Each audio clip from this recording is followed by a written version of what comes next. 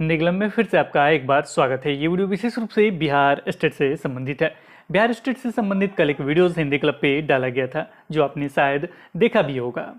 उस वीडियोस पे बहुत सारे कमेंट आए हैं, उन सारे कमेंट्स का उत्तर जानने की कोशिश इस वीडियो में करेंगे। सबसे पहले एक छोटा सा प्रश्न ले लेते हैं। जैसे उस समय बहुत सारे अभ्यर्थी ऐसे थे जिन्होंने बीएड कंप्लीट नहीं किया था और उन्होंने बिहार स्टेट का फॉर्म भर दिया था।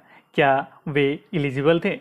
इससे संबंधित एक छोटा सा ओल्ड क्लिप आपको दिखाते हैं, उससे आपका क्लियर हो जाएगा कि क्या कुछ इसका उत्तर होगा। इसके बाद अन्य सारे प्रश्नों का उत्तर जानेंगे। जैसे बहुत ज़्यादा प्रश्न इससे संबंधित है कि बिहार स्टेट का जो मार्क्स है उस पर बहाली होगी या जो एकेडमिक मार्क्स होता है उस पर बहाली होगी। इस पर भी चर्चा करेंगे। खुद हम आपसे प्रश्न भी पूछना चाहेंगे, उसका उत्तर अगर आप दे पाते हैं तो खुद ही क्लियर हो जाइएगा। उससे संबंधित हम आपको वीडियो क्लिप भी इस वीडियो में दिखाएंगे। इसके अतिरिक्त 2 डॉक्यूमेंट से संबंधित भी हमने बताया था कि छठे चरण में क्या क्या डॉक्यूमेंट लगाया गया था, वो चीज़ भी हम आपको दिखाएंगे। तो चलिए स्टार्ट करते हैं इस वीडियो को। सबसे पहले प्रश्न का उत्तर जानते हैं। पहला प्रश्न है कि जो बीएड जो अपेयरिंग थे और उन्होंने स्टेट का फॉर्म डाल दिया था, वो क्या एलिजिबल थे? वैसे कैंडिडेट्स जिन्होंने बीएड की डिग्री प्राप्त कर ली है, जिनको बीएड की डिग्री प्राप्त हो चुकी है, वैसे ही कैंडिडेट इसमें अप्लाई कर सकते हैं। जो यदि बीएड में पढ़ रहे हैं, जो बीएड के लिए अपीयर कर रहे हैं, वैसे कैंडिडेट इसमें अप्लाई नहीं कर पाएंगे। कंप्यूटर साइंस का विस्तार पूर्वक अलग से क्वालिफिकेशन निर्धारित किया गया है और उसके लिए है कि a level from DOE SSC and post graduate degree in any subject और BE और BTech computer science IT from a recognised university और BE BTech, उसका पूरा एक विस्तार पूर्वक सारा गाइडलाइन बनाया गया है और विज्ञप्ति के माध्यम से इसकी सूचना, और बिहार बोर्ड का जो वेबसाइट है उस पर भी ये सारी विज्ञप्ति के माध्यम से ये सारी अर्हताएँ, क्या क्वालिफिकेशन उनको अनिवार्य उनको होगी, क्या क्या विषय होंगे और किस विषय में कितनी रिक्ति है, ये सारी सूचना बिहार बोर्ड के वेबसाइट पर दी जा रही है और वेबसाइट पर इन सभी सूचनाओं को प्राप्त करने के पश्चात कैंडिडेट्स इसके लिए अप्लाई कर सकते हैं। जो क्लास 9th और 10th के लिए है, उसमें किसी संबंधित विषय में ग्रेजुएशन और बीएड ये होना अनिवार्य है, और जो उच्च माध्यमिक के लिए है क्लास 11th और 12th के लिए, उसमें संबंधित विषय में पोस्ट ग्रेजुएशन और बीएड होना अनिवार्य है, एक्सेप्ट फॉर कंप्यूटर साइंस। कि कंप्यूटर साइंस में उनको के लिए जो लोग अलग क्वालिफिकेशंस निर्धारित किए गए हैं, उनको बीएड होने की अनिवार्यता नहीं है। बाकी सभी कैंडिडेट्स को बीएड होना अनिवार्य है। यहाँ पे आप क्लियर हो गए होंगे। पेपर 2 में कंप्यूटर साइंस को छोड़कर सभी विषय के लिए बीएड करना अनिवार्य था और उनके पास बीएड की डिग्री होनी चाहिए थी, यानी वो क्वालिफाइड हो चुके हैं, वही एलिजिबल थे। अब यहाँ पे अन्य प्रश्नों की तरफ बढ़े। वैसे तो बहुत सारे अभ्यर्थियों का कमेंट आया था, उसी में से एक हमने कमेंट लिया है नीलेश कुमार जी का, जिन्होंने पूजा कुमारी शर्मा जी को रिप्लाई दिया है। पर नोटिफिकेशन में दिया गया है कि मेरिट स्टेट में आए पास अंकों के बढ़ते से घटते क्रम में बनेगा। शायद उन्होंने नोटिफिकेशन पढ़ा होगा। नोटिफिकेशन भी आज इस वीडियो में हम डिस्क्रिप्शन बॉक्स में दे देंगे, लेकिन शायद उन्होंने एक वीडियोस का क्लिप भी देखा होगा। आप भी उस क्लिप को देखिए, शायद इस क्लिप को देखने के बाद कुछ क्लियर होगा। अगर नहीं क्लियर होगा तो लास्ट में, जब ये क्लिप लास्ट तक चलेगा, उसके बाद आपको समझाने की कोशिश करेंगे। तो सबसे पहले आप उस क्लिप को देखिए, जिससे ये मतलब बहुत ज़्यादा कॉम्प्लिकेटेड आप लोग बना रहे हैं कि इसी पे मेरिट बनेगा। ये मेरिट बनेगा तो किसके लिए बनेगा और किस लिए कहा गया, इसे ध्यान से सुनिए आप। और इस कट ऑफ के ऊपर अंक प्राप्त करने वाले जितने भी अभ्यर्थी होंगे, उनको कोटिवार in decreasing order of merit, अर्थात मेधा क्रम के अनुसार उनकी मेरिट लिस्ट बनाई जाएगी और जितनी रिक्तियां विज्ञापित की जा रही हैं, उतनी रिक्तियों का ही रिजल्ट घोषित किया जाएगा। अर्थात जितनी अलग अलग विषयों में, 14 विषयों में जो रिक्तियां होंगी, उन रिक्तियों के अनुसार उतने ही अभ्यर्थियों का श्रेणीवार, कोटिवार रिजल्ट बिहार विद्यालय परीक्षा समिति द्वारा प्रकाशित किया जाएगा। रिजल्ट प्रकाशित किया जाएगा, यानी जो भी बातें कही गई हैं वो रिजल्ट के बारे में है, ना कि बहाली के बारे में। यानी क्लियर हो गया होगा कि ये जो बातें कही जा रही है वो किसके बारे में है, रिजल्ट के बारे में। अगर अभी तक क्लियर नहीं है तो कुछ प्रश्न आपके सामने रखते हैं। जैसे में जब आप नोटिफिकेशन पढ़ेंगे, डिस्क्रिप्शन बॉक्स में लिंक भी है, वहां पे प्रमाण पत्र के बारे में लिखा गया है। बिहार विद्यालय परीक्षा समिति द्वारा माध्यमिक शिक्षक पात्रता परीक्षा 2019 में विषयवार एवं कोटिवार कुल पदों के बराबर उत्तीर्ण अभ्यर्थियों की मेधा सूची तैयार की जाएगी। तो अनुसार प्रमाण पत्र निर्गत किए जाएगा। तो प्रमाण पत्र क्यों दिए जाएंगे, यानी उन्हें सर्टिफिकेट क्यों दिया जाएगा?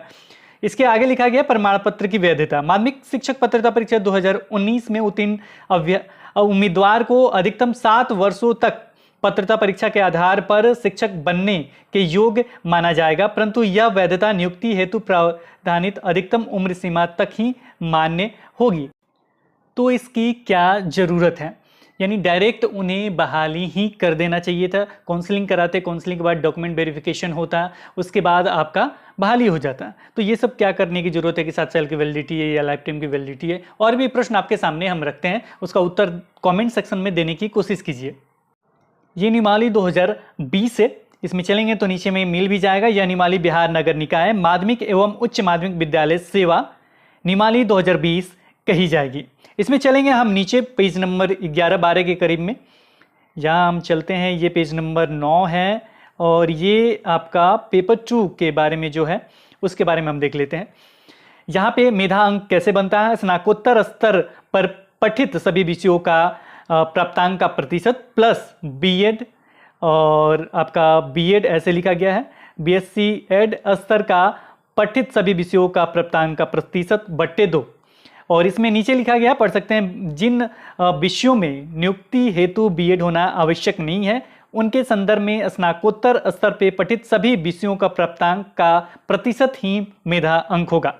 साथ ही भूतपूर्व सैनिकों की विधवा को मेधा अंक में 10 अंकों का अतिरिक्त वेटेज दे होगा। इस प्रकार उच्च माध्यमिक विद्यालयों में अतिथि शिक्षक के रूप में न्यूनतम 1 वर्ष की अवधि तक कार्य करने वाले अभ्यर्थी गण को मेधा अंक में 5 अंकों का अतिरिक्त वेटेज दे होगा।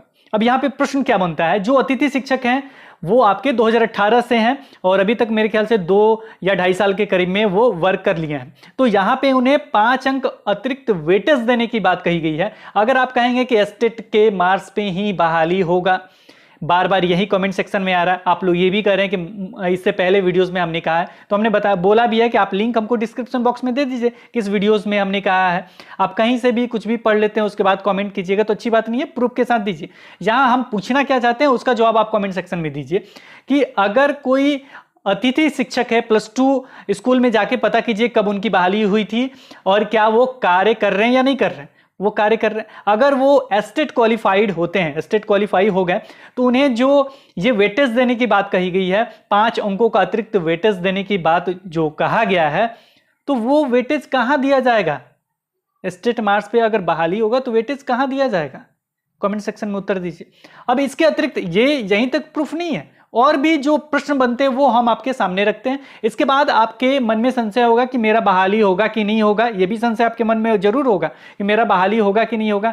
मेरा जो मार्क्स है वो बहुत ही कम है, जो भी आपने ग्रेजुएशन या बीएड किया है या जो भी आपने पीजी किया है और आपने बीएड किया है उसमें आपका मार्क्स कम है, होगा कि नहीं होगा, इस पे भी हम आपको वीडियोस दिखाते हैं। लेकिन सबसे पहले एक और प्रश्न रखते हैं जो बहाली के संदर्भ में है, उसे आप ध्यान से सुनिए।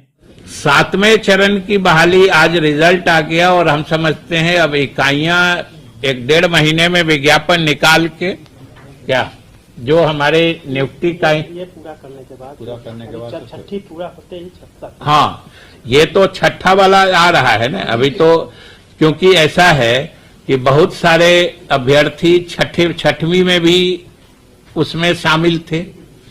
अब 5 तारीख को देख के छठे का रिजल्ट आ जाता है, उसमें तो बहुत सारी प्रक्रिया पूरी हो चुकी है।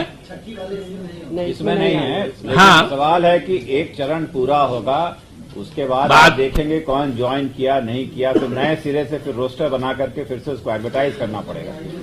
जैसे आपने सुना कि संजय सर ने कहा कि नए सिरे से रोस्टर बना के एडवर्टाइज करना पड़ेगा, यानी नोटिफिकेशन निकालना पड़ेगा। अगर ऐसा कुछ नहीं है तो ऐसा क्यों कहते हैं? स्टेट के मार्क्स पे अगर बहाली करनी होती तो डायरेक्ट वो काउंसलिंग कराते, काउंसलिंग के बाद आपका मेरिट लिस्ट बना ही होता है, डायरेक्ट डॉक्यूमेंट वेरिफिकेशन होता है और आपका बहाली हो जाता है।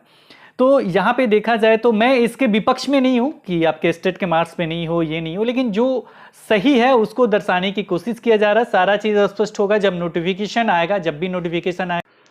अब ये नोटिफिकेशन कब आएगा इसके बारे में भी बताया गया है। अभी आपने सुना कि नोटिफिकेशन आपका छठा चरण जैसे पूरा होगा उसके बाद आएगा। छठा चरण के बारे में आपको बताते चले कि उससे संबंधित अभी केस भी है, तो जैसे ही वो क्लियर होगा उसके बाद ये बहाली प्रक्रिया पूर्ण हो जाएगा। उसके बाद आपका 7वां चरण स्टार्ट होगा, यानी जो भी स्टेट अभी क्वालिफाइड हुए हैं उनका चरण स्टार्ट होगा।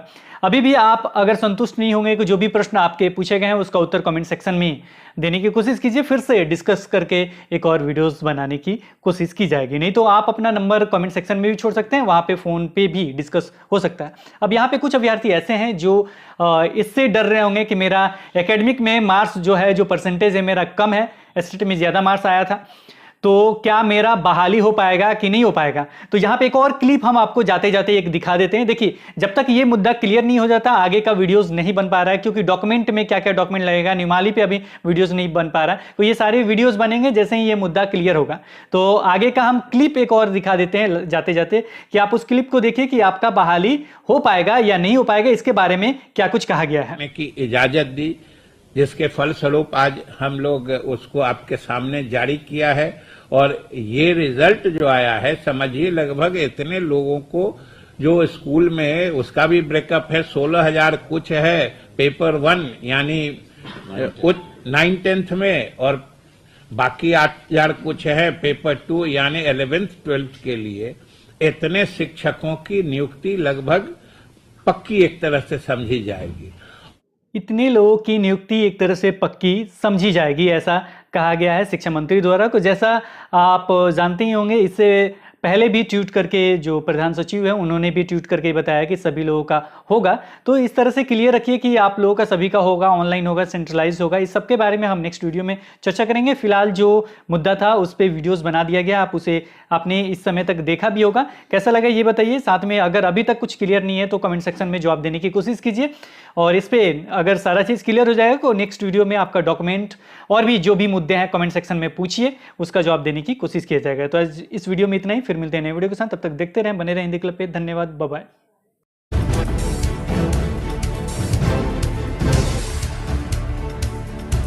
सब्सक्राइब कीजिए हिंदी क्लब को, दबाइए इस बेल आइकॉन को ताकि हमारा वीडियो आपको मिले सबसे पहले। शेयर करें अपने दोस्तों के साथ ताकि वो भी इसका लाभ उठा सके। ये सब बिल्कुल फ्री है।